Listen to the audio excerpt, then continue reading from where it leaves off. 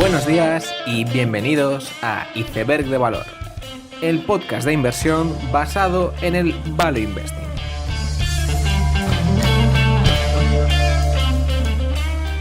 Bienvenidos los seguidores del ciclo de sobreexpectación de Gartner, bienvenidos a Iceberg de Valor. En esta cuarta semana de octubre se han sucedido los resultados trimestrales de muchas empresas cotizadas. En cuanto a las empresas tecnológicas, teníamos unos resultados discretos de Netflix, que está digiriendo la excepcional demanda creada en los trimestres anteriores, pero quizás eran más interesantes los resultados de Snap, la compañía autodenominada de realidad aumentada, y más allá de los aumentos de usuarios medios, que en cierta forma eran esperables debido al mayor tiempo aislado que ha pasado la población mundial, el dato más destacable era un crecimiento anual de ARPUs de un 28%, cifra muy buena y que denota una vuelta a la normalidad pre-COVID en los precios por anuncio. La tesis de Snap siempre ha sido que el crecimiento en ARPUs le llevaría a asemejarse más con Facebook, a la vez que tuviera también una mayor base de usuarios. Y parece al menos que en este trimestre que los pasos dados por la empresa han ido en este sentido. Pero quizás la importancia de Snap no está solo en sus resultados, sino en lo que implica sobre el mercado de publicidad digital y por lo tanto en otras empresas como Google o Facebook. Snap ya había sido indicador adelantado en Q1 y Q2 y parece que también lo va a ser en Q3, con limitaciones, evidentemente, ya que no toda publicidad online es de la misma tipología. Pues quizás Facebook y Google están más inclinados al performance marketing, que podría haber tenido unas tendencias un poco diferentes durante el trimestre.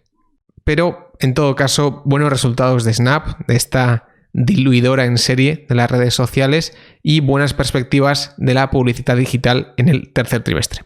Por otro lado, en Estados Unidos también, la distribuidora de productos para piscinas, Pool Corp, anunciaba un crecimiento de ventas del 27% en el tercer trimestre.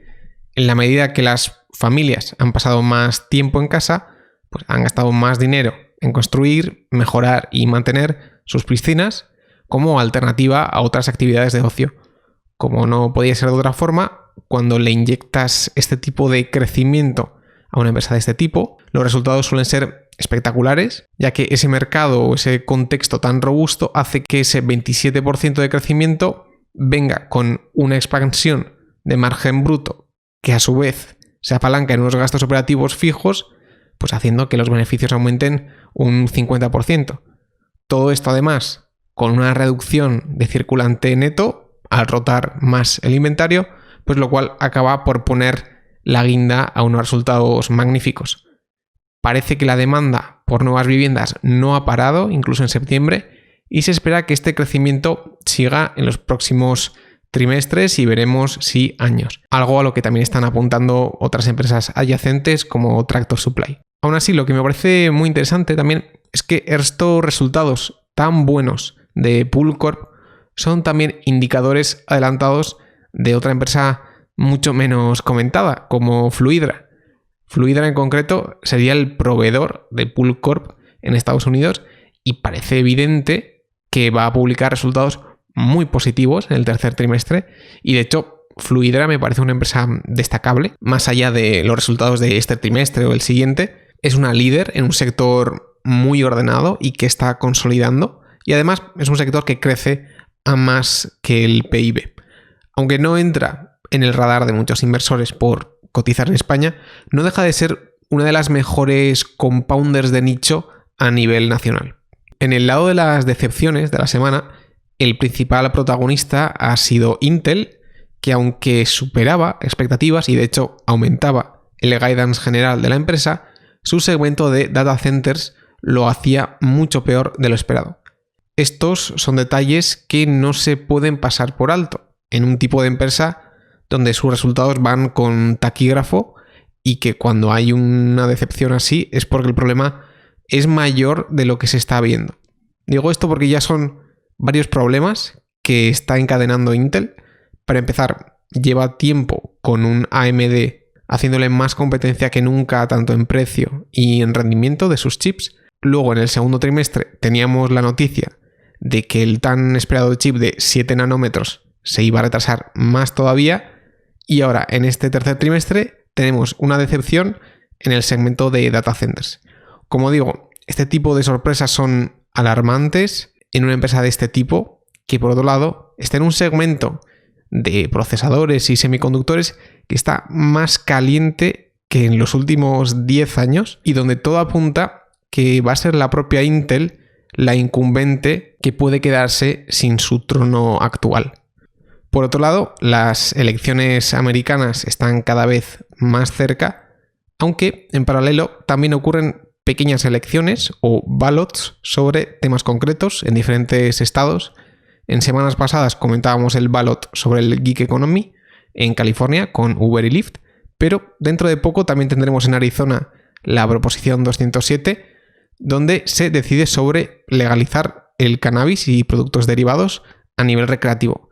Concretamente, en Arizona ya es legal el uso de cannabis medicinal y en esta propuesta se vota la parte de uso recreativo. Este estado ya tuvo una votación análoga en la cual el resultado fue negativo por un 51%, por lo que parece que con el paso del tiempo y una propuesta modificada, pues hay bastantes posibilidades de que la proposición 207 salga adelante. Esta votación es una más de las muchas que ya están ocurriendo en otros muchos estados americanos y las que ocurrirán en el futuro cercano. Y es que, para quien no lo sepa, la legalización del cannabis en Estados Unidos y Canadá es un fenómeno muy real, con lo que eso implica para todas las empresas relacionadas. Es más, incluso las ventas post-COVID de este tipo de productos han salido fortalecidas y han experimentado crecimientos importantes los últimos meses. Hablaré un poco más de este tema en el final de este episodio. Para finalizar, en España Prisa vendía a Santillana por 465 millones y refinanciaba su deuda. Y por otro lado, aunque no es una empresa española per se, AmRest, la empresa polaca y propietaria de marcas de restauración tan conocidas como Tagliatella o Sushi Shop, vendía su participación en Globo por unos 76 millones de euros, la cual había sido adquirida por la compra de Pizza Portal por parte de Globo y había sido pagada con acciones en su día. Aunque es innegable que AmRest ha tenido un muy buen retorno en su participación de Globo, vende esta participación por la misma valoración que tenía en junio de este año, la cual no me extrañaría que tuviera un descuento notable con la valoración actual. Sin embargo, esto suele ser el caso habitual en ventas secundarias de empresas privadas, donde es lo normal que los vendedores tengan que vender con descuento. Hay que entender que AmRest tiene unos 600 millones de deuda y que sus acreedores han podido forzar esa venta de la participación de Globo para poder evitar una ampliación de capital. Paso ya al tema de este episodio, que no es otro que la legalización del cannabis y sus similitudes con la legalización del juego en Estados Unidos. Y lo primero que hay que explicar sobre este tipo de disrupción, por llamarlo de alguna forma, es que habitualmente entre los inversores suele ocurrir el denominado ciclo de sobreexpectación de Gartner. En resumidas cuentas, este ciclo se da cuando hay una innovación en algún campo, de repente esta innovación llega a más gente y los inversores empiezan a extrapolar un futuro prometedor para esa innovación. Aunque probablemente a nivel tecnológico esa innovación esté muy lejos de esas especificaciones necesarias para ese futuro prometedor, pues los inversores pasan por alto esos detalles, invierten con proyecciones poco realistas, hasta que finalmente se topan con la realidad del estado actual de esa innovación, lo que lleva a un valle de decepción entre los inversores. Eso mismo hace que donde antes había cientos de empresas intentando construir un negocio alrededor de esa innovación, el capital desaparezca de esa industria y que finalmente solo sobrevivan una decena de empresas que son por eso mismo las mejores empresas de esa categoría, y poco a poco esas empresas van desarrollando esa innovación hasta finalmente llegar a ese futuro prometedor que se vislumbraba al principio, solo que llega más tarde de lo esperado. Quizás el ejemplo más claro o más icónico de esto fue la burbuja.com, donde inicialmente se vislumbró un futuro transformado por Internet, un futuro que realmente ha acabado llegando, solo que entre medias hubo un ciclo de sobreexpectación y posterior decepción. Como siempre, este análisis del ciclo de sobreexpectación de Gartner se hace a posteriori, es decir, es muy difícil adivinar lo que va a pasar en el futuro, ya que no todas las innovaciones siguen este ciclo. Hay innovaciones que llegan y funcionan y no hay una fase de decepción, otras innovaciones o cambios de paradigma donde hay varios ciclos de sobreexpectación y posterior decepción, por lo que el haber pasado una gran decepción no es signo inequívoco de que solo se pueda mejorar. Aún así, sí que parece que en 2018 vivimos una burbuja con las acciones relacionadas con el cannabis y posteriormente se ha visto que el futuro era menos prometedor de lo que se esperaba. No sé si la compra de Cronos por Altria fue el canario en la mina de todo este fenómeno, pero en general, desde aquella época, la mayoría de las acciones de las empresas de cannabis han bajado un 50% o más. Aún así, de alguna forma, lo que hace atractivo a la legalización del cannabis es algo similar a lo que hacía atractivo a la legalización de las apuestas en Estados Unidos. En apuestas sabíamos que en verano de 2018 se había repelido el PASPA, que era la norma que hacía que fuese ilegal toda apuesta fuera de ciertos casinos de Nevada y casinos indios. Desde ese verano del 2018 pasó un año hasta que New Jersey aprobara la regulación sobre el juego en ese estado y que las primeras compañías de apuestas entran a ese mercado de New Jersey. En ese tiempo de año y medio, Pensilvania y West Virginia aprobaron su regulación sobre el juego y más tarde otros estados como Illinois, Colorado o Michigan lo harían. A día de hoy todavía quedan bastantes estados por regular, especialmente los más grandes como California, pero la mecánica quedaba clara. Se abre la veda, por así decirlo, a nivel nacional y poco a poco los estados van sacando su propia regulación dependiendo de las preferencias de sus votantes. En el caso del cannabis es algo similar, de la misma forma que en el juego online teníamos diferencias en qué estado se aprobaba el juego online y en cuál no, en qué estados era el registro presencial o no, o en cuál la lotería estatal tenía que tener control mayoritario de las apuestas. Pues en el cannabis las variantes más habituales es si se aprueba el cannabis de uso medicinal, de uso recreativo o finalmente si se descriminaliza o no, pero esta última variante no aporta nada a nivel negocio. Bueno, pues parece que el momentum regulatorio sobre el cannabis está más vivo que nunca. Por ejemplo, en 2020 vamos a tener las siguientes votaciones. Montana vota sobre uso recreativo. Dakota del Sur vota tanto regulación sobre cannabis médico como recreativo. Arizona, la cual he mencionado en las noticias, vota sobre uso recreativo. Mississippi sobre uso médico.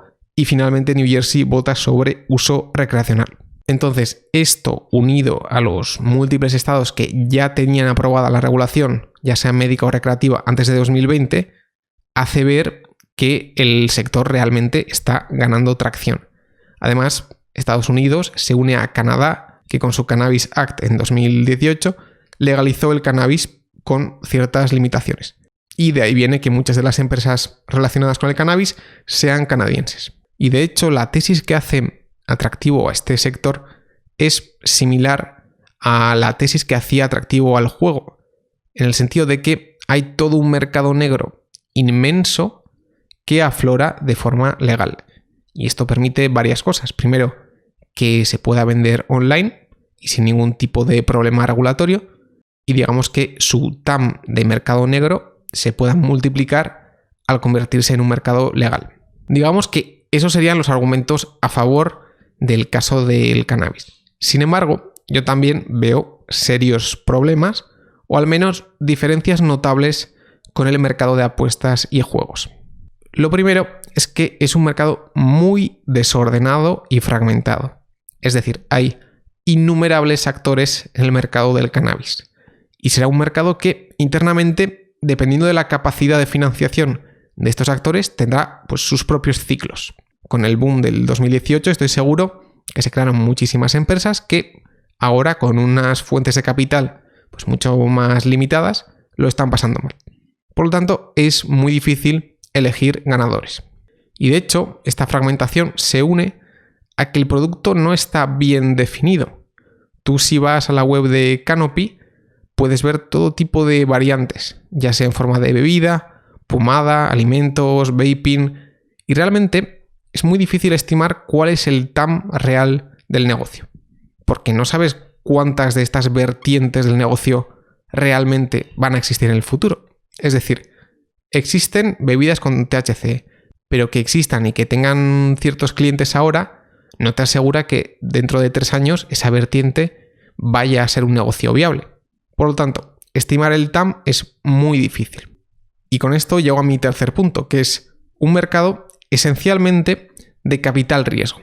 Son empresas que cotizan, pero que realmente tienen pocos accesos a medios de financiación bancarios. Esto hace que estas empresas diluyan de forma increíble. Cualquier empresa que cojamos, sea AIR, sea Grow Generation, sea Akerna, tiene una compensación en acciones que haría sonrojar a la propia Snap.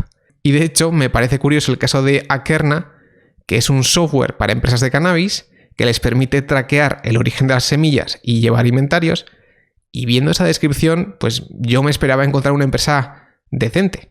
Pues bueno, la compensación en acciones seguía siendo absolutamente brutal. Por lo tanto, recopilando, se trata de un mercado muy desordenado, cuyos ganadores es difícil elegir, un mercado cuyo TAM es una incógnita y que no tiene ningún tipo de disciplina hacia la creación de valor para el accionista. Ahora, si comparamos esto con la industria de las apuestas, vemos que las apuestas eran una industria que llevaba años consolidando en Europa por presión regulatoria. Por otro lado, era una industria que tenía desarrollada una propiedad intelectual de años a nivel de software que podía simplemente extender a Estados Unidos. Y las empresas locales tenían años de desventaja. Además, era una industria muy fácil de extrapolar y estimar el TAM. Sacas la población que tiene Inglaterra, ves las ventas por apuestas en ese país y extrapolas a la población de Estados Unidos según el número de habitantes en esos estados regulados. Y finalmente tienes unos players que están lejos de ser capital riesgo, que son disciplinados y que están deseando generar dinero en Estados Unidos para quitarse la sombra de la regulación europea. Como se puede ver, apuestas y cannabis pues son dos legalizaciones completamente diferentes. ¿Significa eso que no se pueda invertir en cannabis? Pues claro que no. Simplemente requiere de gran conocimiento de lo que se está haciendo. Es decir, dentro de 10 años estoy seguro que habrá alguna gran empresa con grandes márgenes y recurrencia al estilo de Anheuser-Busch, Unilever o cualquiera de CPG. La clave es saber cuál va a ser de entre todas y cuál va a ser su recorrido. Con esta idea termino el episodio, espero que os haya gustado, dadle like, suscribíos y nos vemos en la siguiente semana. Seguid aprendiendo.